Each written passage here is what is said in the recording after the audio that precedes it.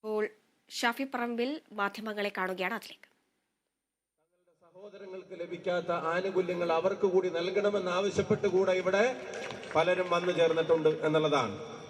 അതുകൊണ്ട് തന്നെ ഈ സമര പോരാളികളെ ഈ നാടിന്റെ പേരിൽ ഹൃദയം തുറന്ന് സമരാഭിവാദ്യങ്ങൾ അർപ്പിക്കുന്നതിനോടൊപ്പം നേരത്തെ DCC പ്രസിഡന്റ് ഇവിടെ സൂചിപ്പിച്ചതുപോലെ അർഹതപ്പെട്ടത് നിങ്ങളിലേക്ക് എത്തിച്ചേരാനുള്ള പോരാട്ടത്തിൽ നിങ്ങൾക്ക് മുന്നിലും പിന്നിലുമായിട്ടല്ല, നിങ്ങൾക്കൊപ്പം ഞങ്ങളും അടിയുറച്ച് നിൽക്കുമെന്നുള്ള ഉറപ്പ് ഇവിടെ പ്രസ്ഥാനത്തിന്റെ പേരിലും ഒരു എളിയ ജനപ്രതിനിധി എന്നുള്ള നിലക്കും ഇവിടെ പറയാൻ ഞാൻ ആഗ്രഹിക്കുകയാണ്.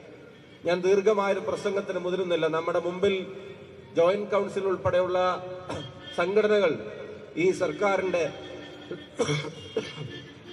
അവരോടുള്ള അവഗണനയ്ക്കെതിരെ ന്യായമായ സമരത്തിലാണ്. അതിന്റെ തൊട്ടപ്പുറത്ത് സെറ്റോയുടെ സമരത്തെ നമ്മളിപ്പോ അഭിസംബോധന ചെയ്തിട്ടാണ് ഇങ്ങോട്ട് വരുന്നത്. ഒരു കാര്യം നിങ്ങൾക്ക് എല്ലാവർക്കും അറിയാം, വയനാട് ഉണ്ടായതിന് സമാനമായൊരു ദുരന്തമാണ് വെലങ്ങാടിനെയും ഉറ്റുനോക്കിയത് എന്നുള്ളത് ഒരാൾക്കും നിഷേധിക്കാൻ കഴിയാത്തൊരു വസ്തുതയാണ്. വെലങ്ങാട്ടെ ദുരന്തം പുറത്തുനിന്ന് നോക്കിക്കണ്ടാൽ മനസ്സിലാകുമായിരുന്നില്ല, അവിടെ ചെന്ന് കണ്ടാൽ മാത്രമേ അത് ബോധ്യപ്പെടുമായിരുന്നുള്ളൂ. അതുപോലെ വലിയ ദുരന്തമാണ് വെലങ്ങാട് ഉണ്ടായത്. നഷ്ടപ്പെട്ട ജീവനുകൾ മാറ്റി നിർത്തിയാൽ അത് എന്തോ ഭാഗ്യമെന്ന് വേണം കരുതാൻ. ആ കുറച്ച് വ്യക്തികൾക്ക് അപ്പോ തോന്നിയ ഒരു അപകട സൂചന പേരിൽ അവിടെ ആളുകളെ മാറ്റാൻ പറഞ്ഞതും ആളുകൾ സഹകരിച്ചതും മാറിയതും അവിടെ നിന്ന് അല്പസമയം കൊണ്ട് തന്നെ ആളുകൾ കഴിയാവുന്ന ഇടങ്ങളിലേക്ക് മാറിയത് കൊണ്ട് മാത്രം ഒരുപാട് ജീവൻ നഷ്ടപ്പെടുന്ന ഒരു അപകടം നമുക്ക് അവിടെ ഒഴിവായി. നിങ്ങൾ ആലോചിച്ച് നോക്കുക, അങ്ങനെ ഒരു മാറ്റം അവിടെ സംഭവിച്ചില്ലായിരുന്നെങ്കിൽ അവസ്ഥ എന്താ?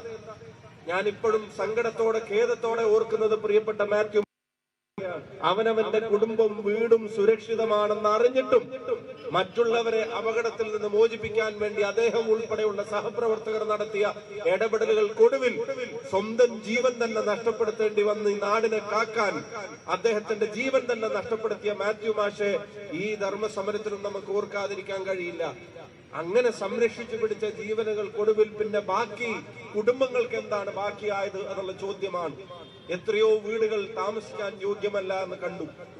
വീട് ഇങ്ങനെ നോക്കുമ്പോ ചിലത് താമസിക്കാൻ യോഗ്യമാണ്, പക്ഷെ ഇനി അങ്ങനെ ഒരെണ്ണം ആവർത്തിക്കില്ല എന്നുള്ള ഉറപ്പുള്ള സ്ഥലത്താണോ അവര് താമസിക്കുന്നത് എന്നതിനെ സംബന്ധിച്ച് വ്യക്തമായ ഒരു പഠനം ഈ ഗവൺമെന്റുമായി ബന്ധപ്പെട്ട് നടപ്പിലാക്കി അവർക്ക്, അല്ലെങ്കിൽ അവിടെ തന്നെ അവർക്ക് മറ്റിടങ്ങൾ കൊടുത്ത് അവരുടെ പുനരധിവാസം ഉറപ്പുവരുത്തുന്നതിനെ സംബന്ധിച്ച നടപടികളില്ല. ഞാൻ പറയുന്നു, പുനരധിവാസ കാര്യത്തിൽ വെലങ്ങാടിനോട് തികഞ്ഞ അവഗണനയാണ്. ആ അവഗണന അംഗീകരിക്കാൻ കഴിയില്ല എന്നുള്ളതാണ് ഈ ജനത ഇവിടെ ഒന്നടങ്കം വിളിച്ചു പറയാൻ ആഗ്രഹിക്കുന്നത്. അത് രാഷ്ട്രീയ പ്രേരിതമായ ഒരു ആരോപണമല്ല. വെലങ്ങാടിന്റെ ദുരന്തത്തിൽ ഞങ്ങൾ രാഷ്ട്രീയം കാണുന്നില്ല. രാഷ്ട്രീയം കാണുന്നുണ്ടെങ്കിൽ ആ ദുരന്തം നടന്ന സമയത്ത് അതിന്റെ തുടക്കത്തിൽ തന്നെ കിട്ടേണ്ട പല പരിഗണനകളും ആ നാടിന് കിട്ടാതായപ്പോ ഞങ്ങൾ ആരും രാഷ്ട്രീയ പ്രേരിത സമരങ്ങളിലേക്ക് കടന്നിട്ടില്ല. ഞങ്ങൾ ഒന്നടങ്കം സർക്കാരിന് പിന്തുണ പ്രഖ്യാപിച്ചു. സർക്കാരിന് പിന്തുണ പ്രഖ്യാപിച്ച് അവിടെ കോൺഗ്രസും ലീഗും കേരള കോൺഗ്രസും ഉൾപ്പെടെയുള്ള UDF-ന്റെ മുഴുവൻ ഘടകകക്ഷികളും സർക്കാരിനോട് ചേർന്ന് പ്രവർത്തിക്കാൻ തയ്യാറാണെന്ന് അറിയിച്ചു. ഞങ്ങൾ UDF-ന്റെ നേതൃത്വം ആലോചിച്ച് MP എന്ന നിലയിൽ എന്നോട് ആവശ്യപ്പെട്ടത് പ്രകാരം 20 വീടുകൾ വെലങ്ങാടിന് പ്രഖ്യാപിച്ചത് ഞങ്ങൾ തോന്നിയവർക്ക് കൊടുക്കുമെന്നല്ല, സർക്കാരുമായി ആലോചിച്ച് അർഹരായ ആളുകൾക്ക് കൊടുക്കുമെന്ന് ഞങ്ങൾ പ്രഖ്യാപിച്ചു. ഇതുവരെ ആർക്കാണ് കൊടുക്കേണ്ടതെന്ന് പറയാൻ, അത് എവിടെ കൊടുക്കണമെന്ന് പറയാൻ, അതിന്റെ സ്ഥലം ചൂണ്ടിക്കാണിക്കാൻ, ആ സ്ഥലം കണ്ടെത്താനുള്ള നടപടികൾ ആരംഭിക്കാൻ ഒന്നിനെ സംബന്ധിച്ചും സർക്കാരിന് ഒരു ചിന്തയുമില്ലെങ്കിൽ ഇനി സർക്കാരിനെ കാത്തു നിൽക്കുന്നില്ല. UDF നേതൃത്വത്തിന്റെ അനുമതിയോടെ ജനങ്ങളുമായി ആലോചിച്ച് ആ 20 വീടുകൾ അവിടുത്തെ അർഹരായ ആളുകൾക്ക് കൊടുക്കാനുള്ള നടപടികൾ അത് സ്വീകരിക്കുമെന്ന് പറയാൻ ഞങ്ങൾ ആഗ്രഹിക്കുകയാണ്.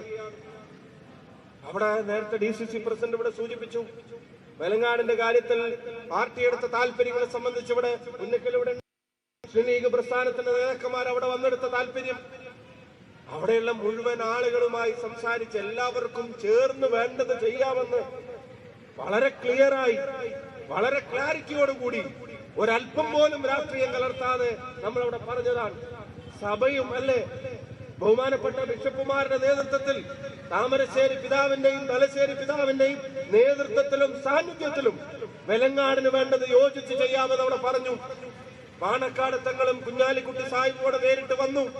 പ്രതിപക്ഷ നേതാവ് ഉൾപ്പെടെയുള്ള ആളുകൾ അവിടെ നേരിട്ട് വന്നിട്ട് ഈ പുനരധിവാസ പ്രവർത്തനങ്ങൾക്ക് മുഴുവൻ പിന്തുണയും വീടും സപ്പോർട്ടും എല്ലാം പ്രഖ്യാപിച്ചു. എന്നാൽ അതൊന്ന് കോർഡിനേറ്റ് ചെയ്യാൻ ഗവൺമെന്റ് തയ്യാറാവണ്ടേ? അതൊന്ന് സമയബന്ധിതമായി അവർക്ക് കൊടുക്കുന്നത് ഉറപ്പുവരുത്താൻ സർക്കാർ ഒരു മുൻകൈ എടുക്കട്ടെ. വിലങ്ങാട് ഉരുൾപൊട്ടൽ ദുരന്തബാധിതരെ അവഗണിച്ചതിനെ കോൺഗ്രസ് പ്രതിഷേധം കോഴിക്കോട് പുരോഗമിക്കുകയാണ്. ഷാഫി പറമ്പിൽ MP ഉദ്ഘാടനം ചെയ്യുകയാണ്. ഇപ്പോൾ